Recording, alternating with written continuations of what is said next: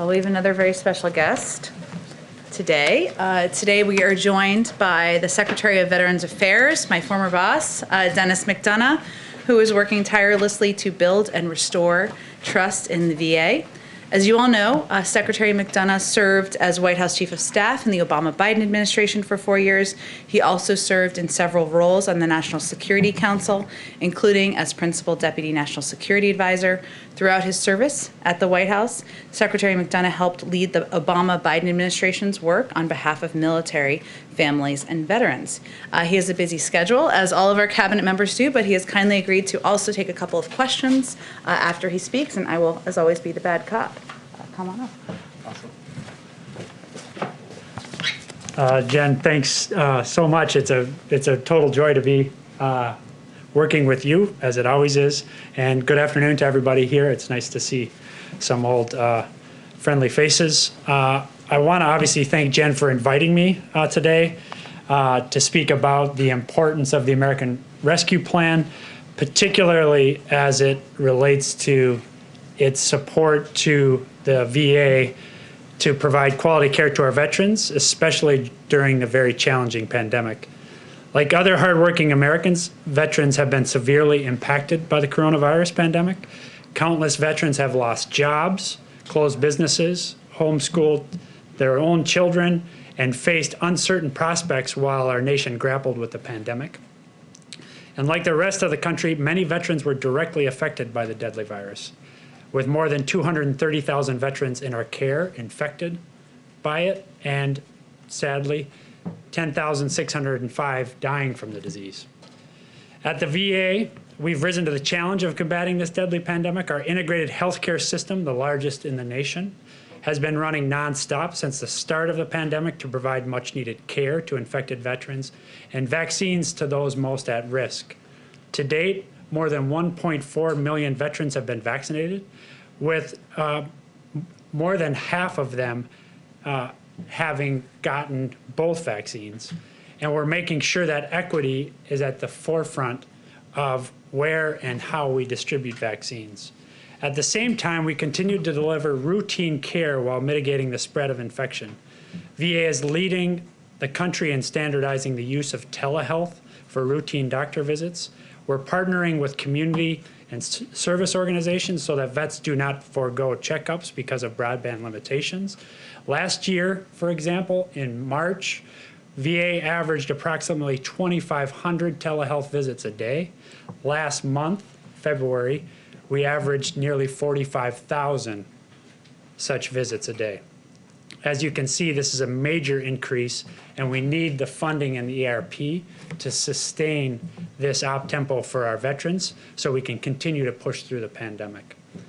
Lastly, before getting into a little bit more detail on the health situation, the Veterans Benefits Administration continues to help veterans cope with the economic impact of the pandemic, from helping veterans avoid eviction and foreclosure to making sure that veterans can continue to rely on their GI Bill to pay for tuition. We make sure that VA can continue to adapt to these challenging times, and the President's American Rescue Plan will do just that. It will provide $17 billion in additional funding to VA, to include at least $13.5 billion to improve our ability to provide medical service to veterans affected by COVID, $272 million to cut through the backlog of disability claims, and help us manage the compensation exams that have access to which have worsened as a result of the pandemic, and $386 million to develop a rapid retraining program for veterans unemployed as a result of the pandemic. Now, let me just give you one other figure for you to consider. Since the start of the pandemic, 19 million appointments have been changed, canceled, or deferred as a result of the pandemic, 19 million. What we believe is, obviously we've been able to compensate for those through the telehealth platforms, but not for all of them. And as a result of deferred care, which we're actually seeing across the healthcare system, not just in VA, we're gonna see increased cost. And the ARP is critical to our ability to make sure that we can keep up with those demands of the increased cost. So our department remains fully committed, obviously, to fulfilling the sacred obligation that President Biden has made clear we have to those who serve in uniform. The rescue plan helps us deliver on that promise, especially in this unanticipated and significant time of crisis. We urge the Senate to pass the much-needed plan as soon as possible, and I thank you again, Jen, for the opportunity to be here with you. All right. Go ahead, Jeff.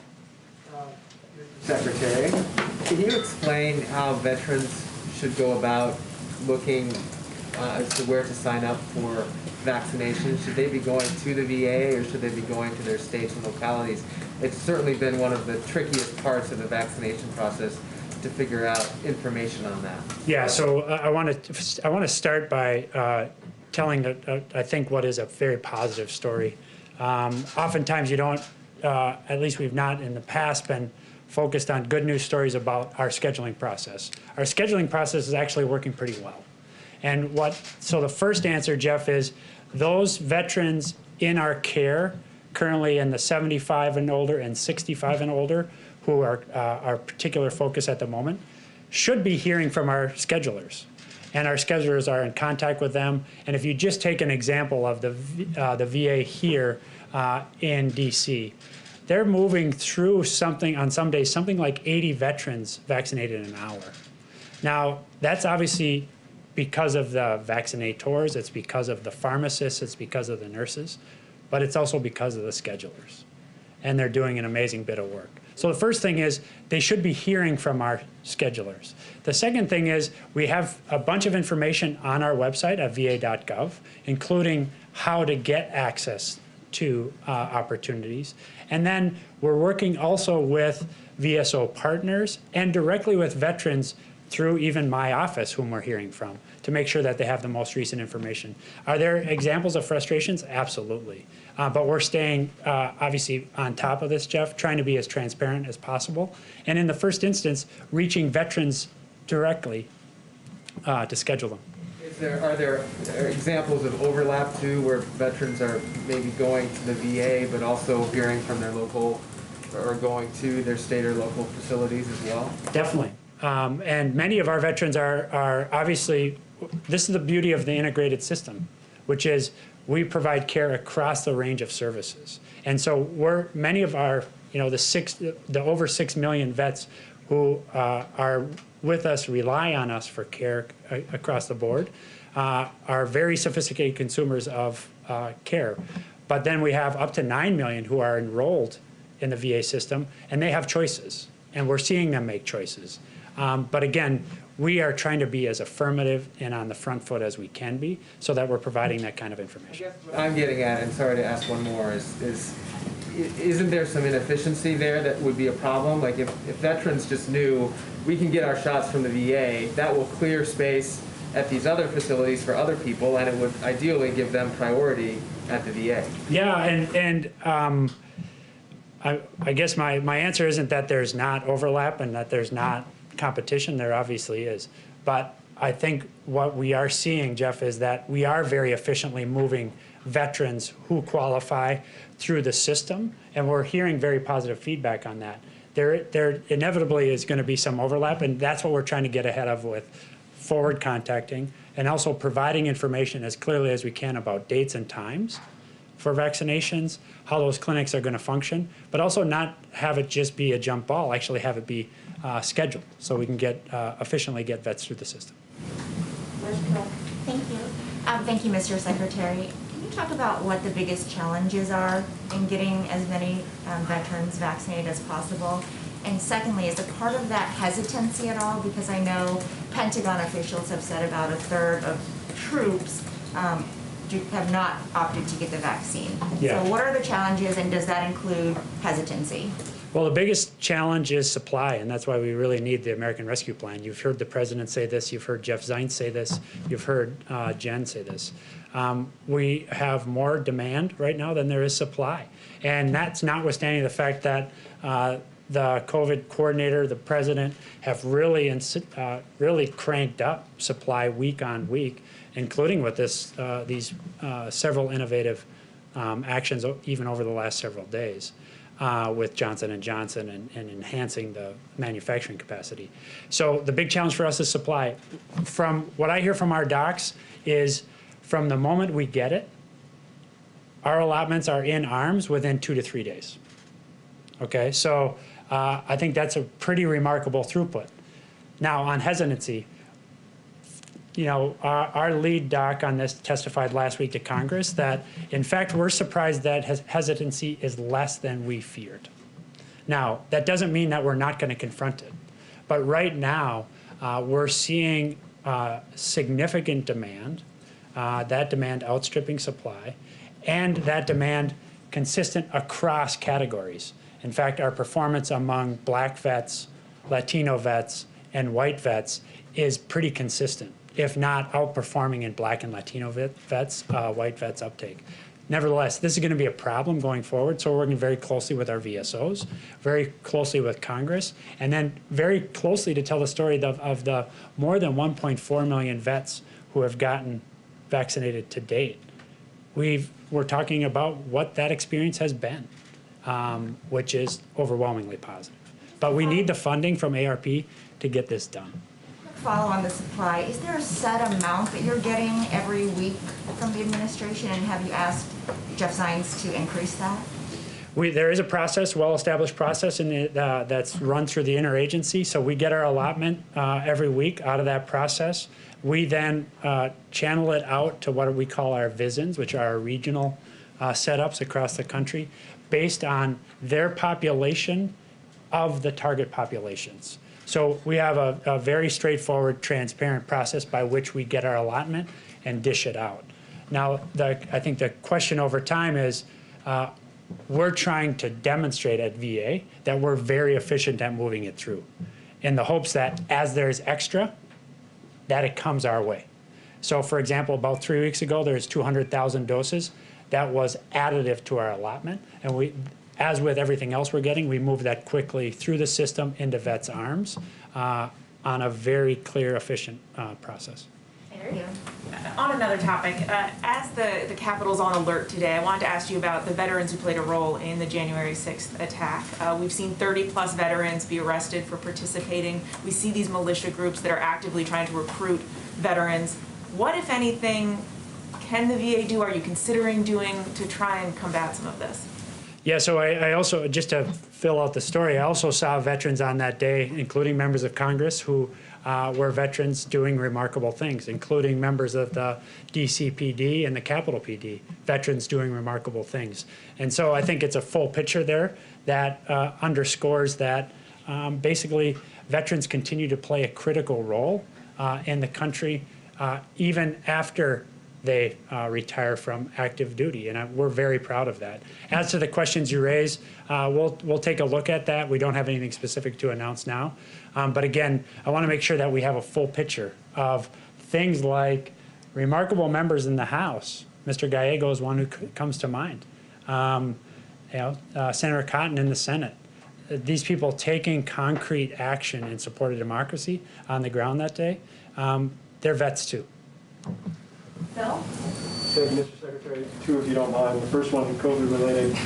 You talked about missed appointments and kind of what COVID has taken away. When it comes to suicide, what is the VA doing right now tangibly to reach out to veterans proactively? Not just messaging campaigns, though I know those are important, but to proactively reach out to veterans to ensure that needs in that general area are being met. Yeah, it's a major priority for obvious reasons, and it's heartbreaking. Any individual suicide is absolutely heartbreaking, and we're very focused on reducing these. The most important set of lessons I think we have to draw from is the availability of telehealth platform. Demand for mental health services is up. I think that's a good sign because it speaks to the fact that stigma is being reduced. However, there's still too much. And that is part of, that's the first half of the answer to your question, which is we're not just passive waiting for vets to come to us. We're also then working with our providers and with local communities to ensure that we have a good sense of at-risk vets and that we're establishing contact and ways to be in contact with them affirmatively. Lastly, Congress has given us additional authorities on this, and we're going to use them. The Hannon Act was just enacted. In fact, I was just speaking with Senator Bozeman from Arkansas about this earlier this week. He and Senator Tester spent a lot of time on this question, giving us new authority to make grants in local communities using local providers who know their communities best to ensure that we're providing assistance to those vets, at-risk vets, and making sure that we're doing things like reducing the stigma. So that's what we're doing, Phil. And just real quick, from a policy question, I know this came up during your confirmation hearing, but do you have a plan right now to either reverse or significantly revise the community access standards through the VA Mission Act? I don't have a specific plan on that. I'm very in active discussion with people like Senator Moran, Senator Tester, Senator Sanders about what we're seeing. We're also beginning to get data about last fiscal year, what happened in the community. This is the data we're getting now is pre-COVID, so basically first quarter and a half of FY20. And what we're seeing there is a pretty significant uptake in the community. And so we got to, A, be a good partner with that, ensure that we're paying those bills on time to local providers. We're keeping vibrant networks so our people have places that they can find care. But we also have to be really careful that we're also maintaining investment in the integrated system of the VA itself. We have to recapitalize that and make sure that these institutions, many of them over 50 years old, are brought up to speed. The ARP will be important to that too. Things like new HVAC, new air control systems, zero pressure rooms, so we're not moving that virus through the hospital. Those are all things that are going to be enabled by the ARP, and that's why we really need the Senate to get this done. All right, let's do the last question. Then we'll have to have him come back. Go ahead. Thank you, Mr. Secretary. At the top of your remarks, you mentioned the importance of keeping veterans in their homes. The moratorium on forbearance and foreclosures, of course, was extended through June. Yes. Do you think it should be extended further? Well, we'll take a look at that, and we're taking a look at a lot of those things. Incidentally and importantly, in the ARP is additional funding for homelessness programming. We know that this continues to bedevil us as a country.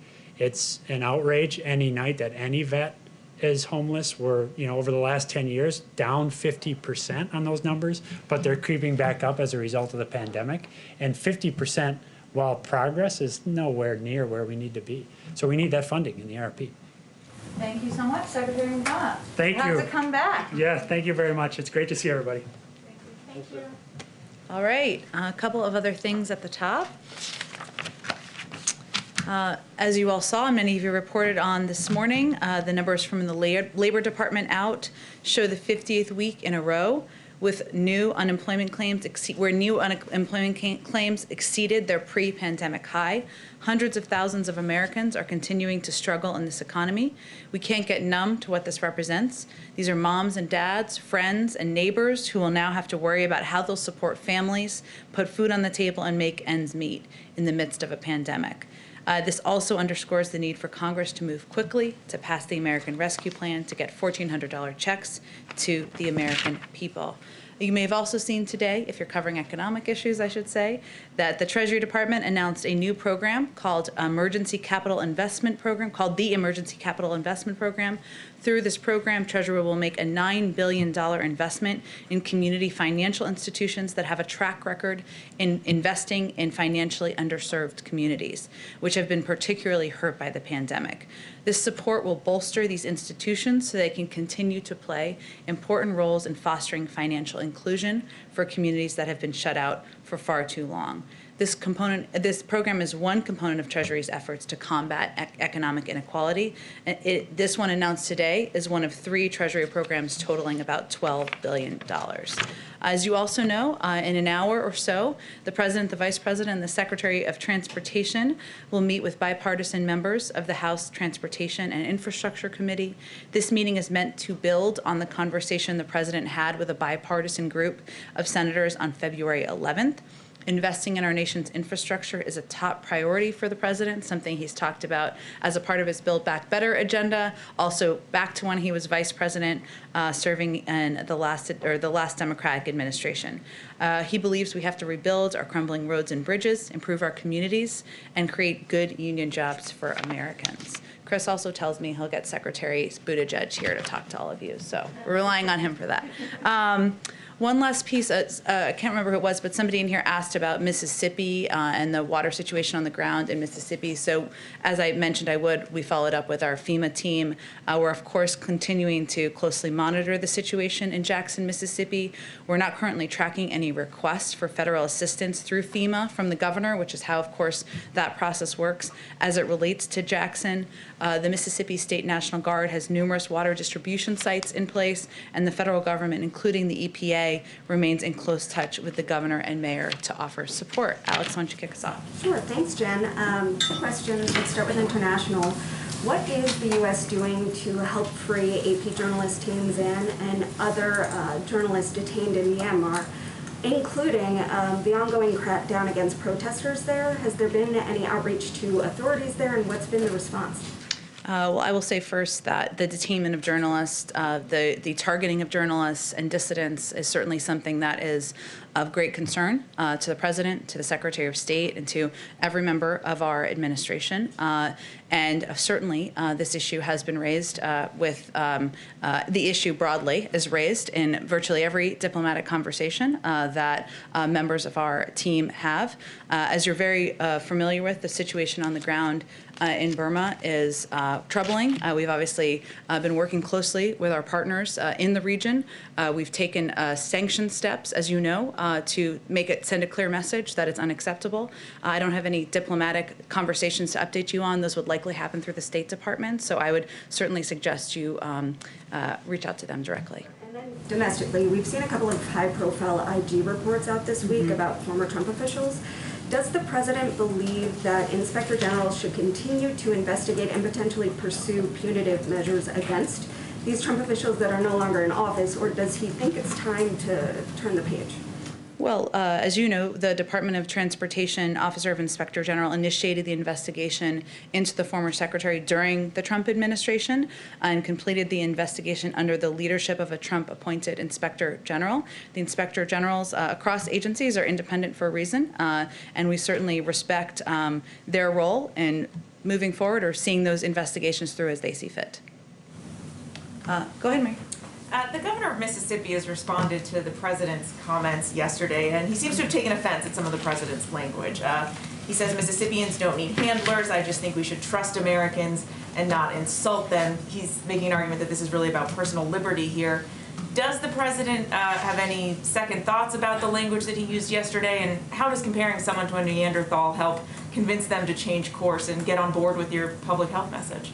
The behavior of a Neanderthal, just to be very clear, the behavior of.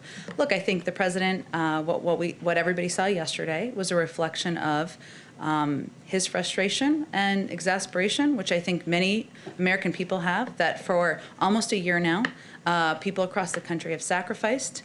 And many times they haven't had information they need from the federal government. They haven't had access to a greater understanding of what the public health guidelines should look like.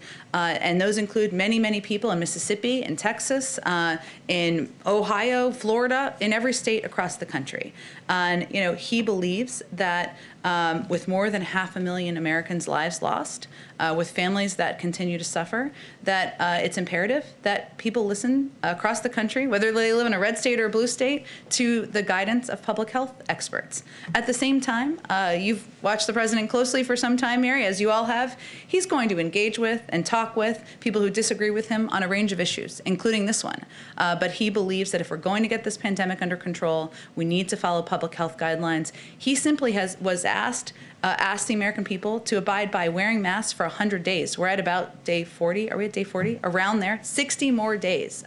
That's what he's asking, and he's certainly hopeful that businesses and people across the country will continue to do that. Has he reached out to Governors Reeves and Abbott to convince them to try and change course here? I don't think his view on mask wearing is a secret. They're certainly familiar with it. He's talked about it many, many times, and I'm certain when he speaks with them next, he will convey that directly. The president has said that he hopes, he's hopeful that by this time next year we may be getting some semblance of normalcy again. Mm-hmm. Is there a concern that as we see states like Mississippi and Texas take these actions, if others follow suit, that could shift the timeline, that a few states could set back the timeline here? Well, what the president has said publicly and certainly conveyed to all of us is he can't do this alone. The federal government cannot do this alone. This is going to require additional sacrifice from the American people. He doesn't think that's easy. None of us think that's easy, but he has ordered enough vaccines to ensure everybody in the country is vaccinated. And we will have those vaccines by the end of May. But it will require ongoing social distancing, ongoing mask wearing, as we've been talking about, and it will also require the American people getting the vaccine. He can't force individuals to do that. So he can just project the recommendations of public health officials. He can take steps, as he has over the last couple of days, to ensure that communities are prioritized who are playing key roles in society. But he can't do it on behalf of the public, and it is going to require the public to play an important and vital role here, too. On vaccines, the president has been pretty critical of the prior administration's handling of this pandemic, saying you inherited a mess here. But when it comes to vaccinations, you are following some of the same playbook here. So does the prior administration deserve some credit for laying the groundwork? Which ones are we following? Well, for instance, former Trump HHS Assistant Secretary Admiral Brett Giroir has said that you're following 99% of the playbook they created on vaccines. He has said that the prior administration deserves more credit here for at least getting the ball rolling on some of these. I don't think anyone deserves credit when 500,000 people in the country have died of this pandemic. So what our focus is on, and when the president's focus is on when he came into office just over a month ago, was ensuring that we had enough vaccines. We are going to have them now. We had enough vaccinators and we had enough vaccine locations to get this pandemic under control. There's no question, and all data points to the fact that there were not enough of any of those things when he took office. We are open-eyed about the challenge we continue to live under, and that's why he has been focused every single day and doing everything possible to get the pandemic under control. But there were shortages in all those areas which were preventing us from moving forward on getting the pandemic under control. Go ahead. I have a couple on the COVID bill, but to start with, the previous administration put an end to regular reporting of specific troop levels in Afghanistan, Iraq, and Syria. I understand this is the Pentagon's bailiwick, but will the president commit to once again reporting specific troop levels in those three countries under his administration? Well, certainly, we, of course, would work with the Pentagon and our national security team to ensure that transparency remains a priority, or is reprioritized, I should say, under this administration. I mean, I'd have to talk to our national security team and our team at the Pentagon about any restrictions they have, but that remains a vital priority for this president, and something I know he's projecting to his entire team.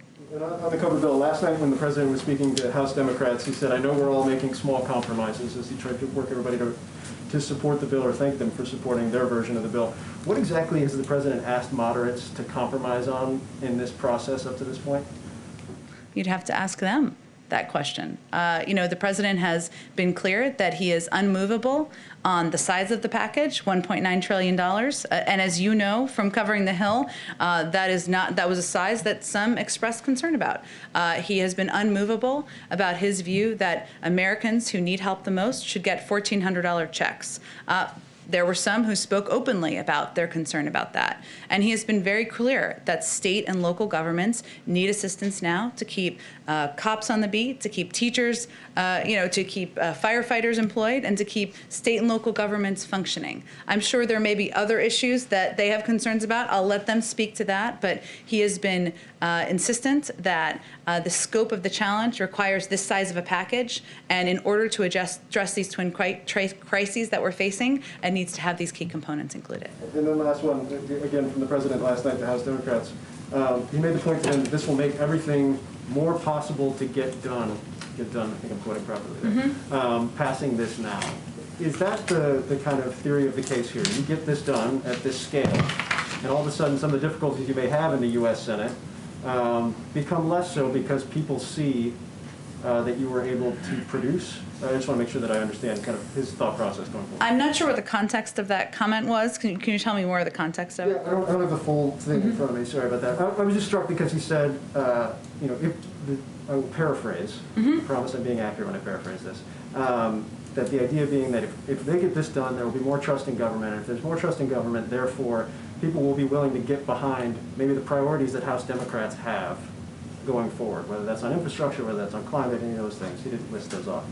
And so I guess that's my question is, does the administration look at the American Rescue Plan and say, this is our springboard to doing even more broad-based, more bold, in the words of the administration, legislative proposals in the future? We don't look at it through as political legislative of a lens as you just outlined, but I will say that the president came into office knowing that getting the pandemic under control, helping address and put people back to work, the millions and millions of Americans who are struggling to make ends meet, the 1 in 7 American families that can't put food on the table, that he knew that those would be his top 2 priorities, his top 1, 2, 3, 4, pandemic, economic recovery, pandemic, economic recovery.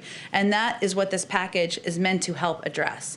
And what I've heard him say, and this sounds consistent with that, while I don't know the full context of this, is that of course he wants to build his agenda beyond getting the pandemic under control, beyond addressing and stemming the tide of an economic crisis, because he believes that investing in infrastructure is imperative and long overdue. He believes that modernizing our immigration system is long overdue and is good for the American people, good for our economy. He believes there needs to be more done for caregiving. He believes we need to do more to protect our health, to ensure more people have access to health care. So there's no question that he views the early part of his presidency as focused on these twin crises, but he is hardly going to be done with his agenda and work once we have this package signed into law. Go ahead, Maria. Thanks, Jen. Does the president believe that the House Ways and Means Committee should be able to obtain Donald Trump's tax returns? We certainly leave that up to them. The president spoke about this on the campaign trail, but his focus at this point is not looking backward at the former guy, as he has called him in the past. But yesterday, the Treasury and the administration at large asked for more time on how to respond to the subpoena. He won't weigh in on that, the president? We'll leave it to the Treasury Department and Department of Justice, and our focus is on getting relief to the American people, on getting the pandemic under control. That's keeping us pretty busy, so we'll leave that work to others in the federal government and in Congress. Go ahead. One more, if I can, economic based. Sure. Gasoline prices are approaching $3 per gallon for the first time since 2014. Americans, as you well know, are cash strapped. Is the president planning to intervene somehow? OPEC Plus came out this morning and said that they were going to limit supply. Does the president plan to intervene somehow, maybe call the Saudi government, Russia, anything in the toolbox to rein in the gas prices?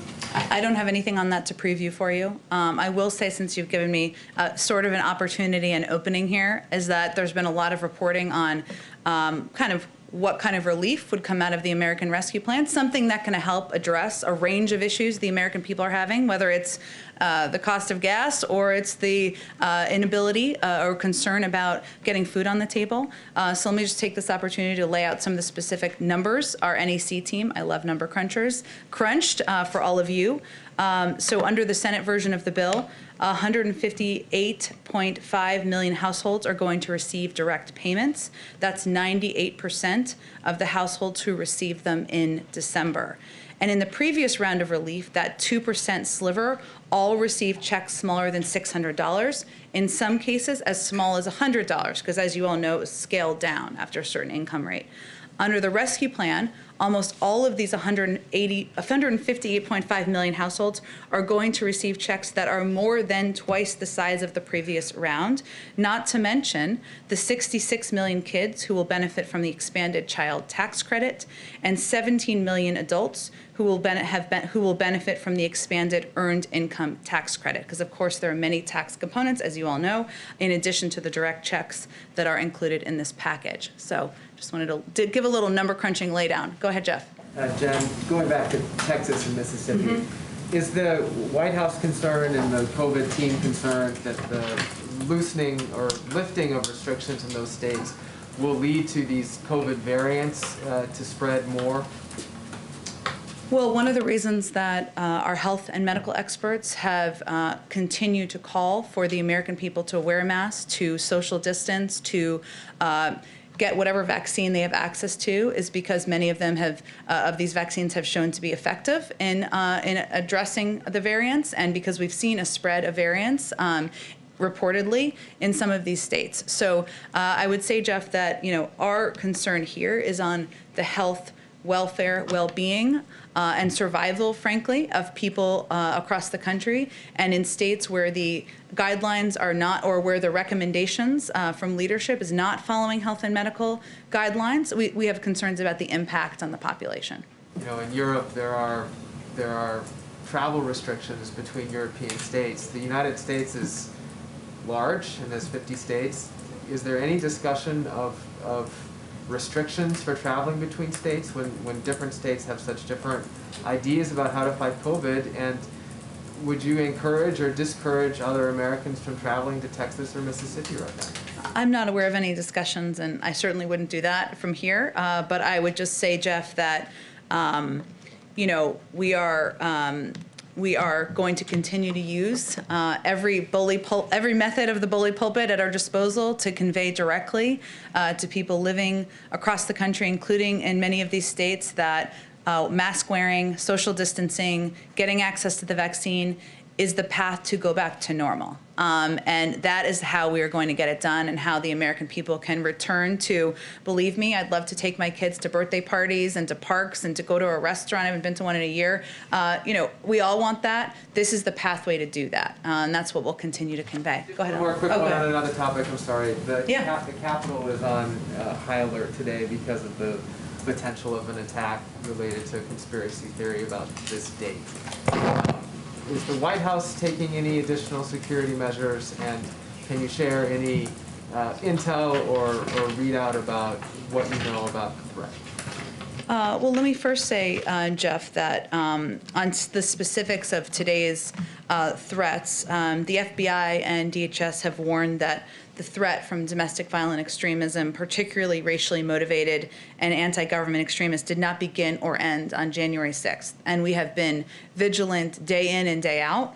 Our national security and homeland security team has been since then, in part because we are witnessing a years-long trend of false narratives fueling violence, and the current heightened security environment in the national capital region writ large is an illustration of that. I'm not going to outline any security steps from here at any point in time, but I can say that our team is, of course, our team, the president personally remains deeply engaged in tracking these threats and receiving regular updates, as he does from his team, about threats, of course, but about incidents happening across the country. It's something he is personally engaged in. It's reflected in the comprehensive review he ordered in his first week of the job. He's also a diligent and eager consumer of intelligence, and as you'd expect, appropriate elements of the intelligence community and law enforcement are providing a steady pace of information and analysis on a regular basis on domestic violent extremism in the country. Go ahead. Thank you, Jen. As more people are getting vaccinated every day, there's still a lack of clarity about what they should and shouldn't do. Mm-hmm. And we have reported that the CDC guidance for them was supposed to be released today, but that's no longer happening. Do you have any guidance about why not, and when Americans should expect to see recommendations? I would certainly point you to the CDC. I believe they said in your story, or maybe another story perhaps, that the CDC's guidance will not be posted tomorrow. This is a quote from them, because we have not finalized it here at CDC. Once it is final, we will publish and disseminate it. And certainly we know people are eager to hear more details about steps they can take once they're vaccinated. And we certainly think that once people have a sense of that, hopefully, and we'll see it when we see it, it will hopefully encourage people to get vaccinated as well. But they're on their own timeline, and we'll wait to see when they're ready to put out that guidelines. So the White House has not seen them yet?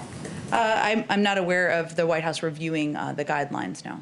And then on Texas, Governor Abbott said that the Biden administration must stop importing COVID into the country because he claims that COVID positive migrants are being bused into Texas and then sent to other places in the country. Do you have a response to that? And can you elaborate on what the government is doing to test migrants, if anything? Sure. Well, we're about facts around here. That is not factual.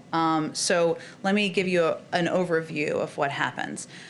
When migrants are placed in alternatives to detention, their COVID-19 testing, our policy is for COVID-19 testing to be done at the state and local level and with the help of NGOs and local governments. And that certainly is something that our policy is to have that be done, concluded before they are even moved to go stay with family members or others they may know while their cases are being adjudicated. And of course, our guidance to anyone, regardless of status, is testing positive for COVID-19 or experiencing COVID-like symptoms is, to social distance, to wear a mask, and seek medical attention as needed. But, in general, our approach and our policy is to work with local governments, work with NGOs to have testing, to ensure these migrants are tested, and that can take place, and that steps for isolation, quarantining, and medical care can be taken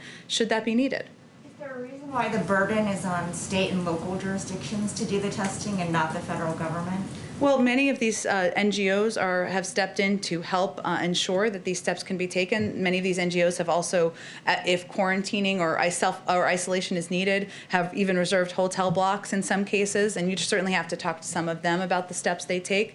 But obviously, their assistance allows the federal government to, work with local communities to get this done. Thank you. Just one more question on migrants, specifically unaccompanied minors who continue to come to the border every day. We've reported that 96% of the HHS beds are already accounted for. Is the administration planning to open new influx facilities specifically for these children, and maybe at military bases or installations like we've seen in the past? Well, I'm not in a position to confirm the specific numbers. I can say that there are, of course, a large number of unaccompanied minors who are coming across the border. And as you know, because we've talked about it in here, we believe that the humane approach is to treat these kids with humanity and ensure that they have a safe place to be. Well, I don't have anything to preview for you in terms of considerations underway at this point in time, but obviously we recognize that with the number that are coming in and the limited facilities we have and our desire to abide by COVID protocols, that it's a policy process that is imperative and a priority for this administration. Go ahead. Senate Republicans have made pretty clear that they intend to block major Democratic legislation. Given what the president has said about that, has he given more thought to the filibuster and making changes to that? Is he having discussions on that front? Which piece of legislation are they intending to block? H.R. 1, policing reform. There's some union-related legislation that the House is looking at next week. Well, our view is that voting rights, addressing needed reforms of unions, that moving forward on a number of long overdue policy efforts by Congress is too important to prejudge what the outcome will be. And we've certainly seen the threats by some in Congress, but we're going to continue to work to see if there's a bipartisan path forward. So he is not considering looking at the filibuster, pressing his Senate colleagues? His policy has not changed on that issue. He believes that there is a path forward to work with Democrats and Republicans to get business done for the American people, and he'll continue to make that case. And secondly, why hasn't the president signed the paperwork to raise the refugee cap? The State Department has been booking flights, but has since canceled those. Well, I would refer you to the State Department. I know that they have to have systems in place in order to implement policies like that, but will have more details on where things stand. And just lastly, on H.R. 1, it includes some restrictions on so-called dark money, secret money. The president, his allies have just formed an outside group. Will he instruct them to make those donors to that group public rather than keeping them secret? Well, I'm not sure he's in the position to instruct them. That's not the relationship we have, but he certainly can. I would refer you to them on what their policy is going to be for making donors public. He can make his position known, though, right? And he's spoken to this issue in the past, but I don't have anything to I would point you the outside group for any further comment on that. Go ahead, Ashley. Thanks, Jen. A few questions. There were a few late changes in the COVID relief bill that could help several states, including Alaska, by increasing funding for lower population states, as well as adding money for tourism and seafood processors. Did President Biden sign off on these changes personally, and was this aimed at all at getting Senator Murkowski to support the bill? I would say the majority of negotiations at this point are between senators themselves in Congress, and that's where the discussions are. Of course, the president is engaged with members, as you know, who are here sometimes in the Oval Office, who he talks to on the phone, but I'm not going to outline any more particulars for you other than the majority of negotiation is between senators in Congress. Schools, we know the administration's goal for the first 100 days. Can you talk a little bit about what the public should expect for the fall when the new school year will start, what the goal is and what the reasonable expectation should be? Well, we don't have new goals to outline, but I would tell you that now that we have a Secretary of Education in place, his number one priority is ensuring schools are open, that they're open 5 days a week, that schools have the information they need to put in place the mitigation steps. Obviously, we need the money from the American Rescue Plan to get that done in certain communities, but our objective is for schools to certainly be open. But is it fair, is it a reasonable expectation for parents and families to expect that kids will be back in what we think of as a more traditional classroom setting 5 days a week for the next grade in the fall? Well, that certainly is our hope and our objective, but the Secretary of Education is going to be leading this effort. He's going to have a summit he's announced.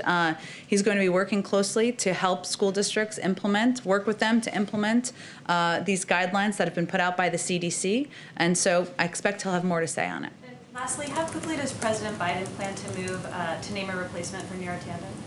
I don't expect to have an announcement this week. Beyond that, I don't have anything to preview for you. I would say our focus right now is on getting the nearly half a dozen cabinet nominees, including our nominee to be the Attorney General of the United States, through Congress, because those are essential roles we need to have in place leading these departments. As you know, he's nominated an incredibly qualified and well-respected woman, Shalanda Young, to be the deputy at OMB, and we're certainly hopeful Congress will move forward on that, and then she would be in a place to be the acting head while we go through the process of nominating a replacement for Neera. Go ahead. On the border, is the White House or the administration planning to ask Fema to assist with the influx of children coming across the border? And if so, does that mean that you consider it an actual, genuine emergency? Well, I would say that that's probably a question for the Department of Homeland Security, who obviously oversees that, and the Department of Health and Human Services, who oversees the facilities and the shelters where these kids are. Certainly, one of our concerns is that there is, as we were talking about earlier, an influx of kids at a rate and a pace that is going to require us to, make considerations about where we're going to safely house them, and that is something that is under discussion in the administration, but I don't have any. I would just send you to them, who oversee the Department of Homeland Security, oversees the process. And in the current stimulus proposal, the child tax credit is expanded temporarily from $2,000 to $3,000. Would the president support making that expansion permanent, or any of the other temporary expansions in the bill permanent? Well, the president is interested in exploring options for making the child tax credit permanent as part of the Build Back Better agenda. He's been heartened to see bipartisan support for ideas like this, including from Republicans like Senator Romney. But we'll have more to say about all of that once we get the rescue plan passed. And just one more. The president has traveled back to Wilmington a couple of times since taking office. The CDC does still urge people not to travel for personal reasons. Obviously, presidential travel is very different than commercial travel, but should the president be doing more to set an example about personal travel during the pandemic? Well, the president lives in Wilmington. It's his home. That's where he's lived for many, many years. And as you know, as any president of the United States does, he takes a private airplane called Air Force One to travel there. That is, of course, a unique from most Americans, but I think most Americans would also see that as a unique circumstance. Go ahead. Thank you, Jen. So a group of 9/11 families sent a letter to President Biden this week, and they're asking that he declassify FBI documents that talk about the Saudi link to the September 11th terror attacks. Would this be something that President Biden would consider? I would send you the Department of Justice. And And then another question. 4 years ago this week, President Trump announced that he was going to donate the first quarter of his salary basically back to the government. Wondering, obviously realize they have very different financial circumstances, but We don't know. We haven't seen his tax returns. That is true. I'm not sure. But will the president consider donating a portion of his salary either back to the government or to a charity of his choice? I'm happy to talk to him about that and get back to you directly, or others who are interested. Go ahead in the back. Hi, Suzanne from the Irish Times. Just a bit of change of tack. Given we're in March and less than 2 weeks away from St. Patrick's Day, I was wondering, what are the White House plans to mark St. Patrick's Day? We do know that the President Biden, is very proud of his Irish heritage, and I just wanted to know, do you have any update on the plans for that? I don't have an update on specific plans, but the president has a special place in his heart for the Irish, as do I, and I expect certainly we'll have more details to share in the coming soon. Given as you said, it's 2 weeks away. Of course, any recognition of St. Patrick's Day would look different from past years, but we will certainly mark the day, and we'll have more to say on it as we get closer. And there's a second question on trade. This morning, the Biden administration suspended tariffs on UK exports as part of the Boeing Airbus ongoing dispute. But also on the on this area today, and there are continuing tensions around Brexit in Northern Ireland, and the UK has been accused of reneging on international law for the second time over a delay in imposing checks between Northern Ireland and Great Britain. Just those two aspects, in terms of a UK-US trade deal, where do things stand now at the administration? Is a UK-US trade deal a priority for this administration? Or are they concerned? President Biden has said before that, and I quote, any trade deal between the US and UK must be contingent upon respect for the Good Friday Agreement in Northern Ireland. So that certainly remains the case. I will say, 'cause since you brought up, and everybody may not be following the suspension of tariffs news this morning, in a joint statement, the United States and the United Kingdom announced a 4-month suspension of tariffs related to the ongoing large civilian aircraft dispute, and the 4-month tariff suspension was agreed to ease the burden on industry and take a bold joint step towards resolving the longest-running dispute, one of the longest-running disputes at the World Trade Organization. And certainly President Biden has been unequivocal, I should say, in his support for the Good Friday Agreement. This agreement has been the bedrock of peace, stability, and prosperity for all the people of Northern Ireland. We are also welcome cooperation between our British and Irish partners on the Northern Irish Protocol and the recent strong statements on these governments' full commitment to the Good Friday Agreement. Final one on the Boeing dispute. The fact that the UK has moved to suspend these tariffs on UK exports, is this a sign that the US is prepared to reach some kind of negotiated settlement with the EU on the tariffs on this very long-running disagreement over Boeing and Airbus? I don't have anything to preview for you on that. This is just, of course, an announcement made this morning. It was meant to de-escalate the issue and create space for a negotiated settlement to the Airbus and Boeing disputes. But in terms of additional steps, I don't have anything to preview for you. Go ahead. Thank you, Jen. You mentioned earlier on masks. You referenced the president's frustration and exasperation with people who are not following the science. It would appear that notwithstanding, there are still millions of Americans out there who are not following the science, certainly in places like Texas, Mississippi, South Carolina, and other places. So I'm wondering, why doesn't the president consider ratcheting up his rhetoric beyond Neanderthal and personalizing his concern? Why doesn't, for example, why doesn't he think about saying, folks, here's the deal. If you don't wear your mask, people are going to die because of you. That would certainly get people's attention. Well noted. I will say the president has been clear that if people wear masks for 100 days, 60,000 lives could be saved. And he has been clear. He did a whole PSA during the Super Bowl about it, about the benefit and impact of mask wearing. He also, though, does not believe that people of any state or any American should be hurt by the guidance of their leadership. And so that's why he's spoken directly to the American people. We all have, or we all are trying to, about the impact of mask wearing, of social distancing, and of taking the vaccine when people can have access to it. Go ahead in the back. To the EU and China, what does the President expect from the Europeans in terms of confronting China, which he calls a strategic competitor? And how does the President see the EU-China investment deal which they struck shortly before he took office? Well, I will say first that in the President's engagements with leaders in the European Union, which were many of his first and early discussions, the relationship with China and working together in partnership and in lockstep was certainly central to all of those discussions. In terms of the specific trade agreement or negotiations, I guess I should say, that was announced shortly before he took office, I believe we spoke to that at the time. I don't think I have anything new to preview or convey to you about that. Thank you, Jen. Oh, sorry, I didn't get to one person. Sorry, Alex, go ahead. I appreciate it. Two questions. First of all, wanted to ask about something we're hearing from a lot of Republican senators on some of the nominees at EPA and Energy, is the idea that they oppose them not necessarily because of the nominees themselves, but because they believe they'll be taking orders from White House advisors Gina McCarthy, John Kerry. Just wondering if you could respond to that and talk about how the White House envisions their role in relation to the actual Senate-confirmed heads of those agencies.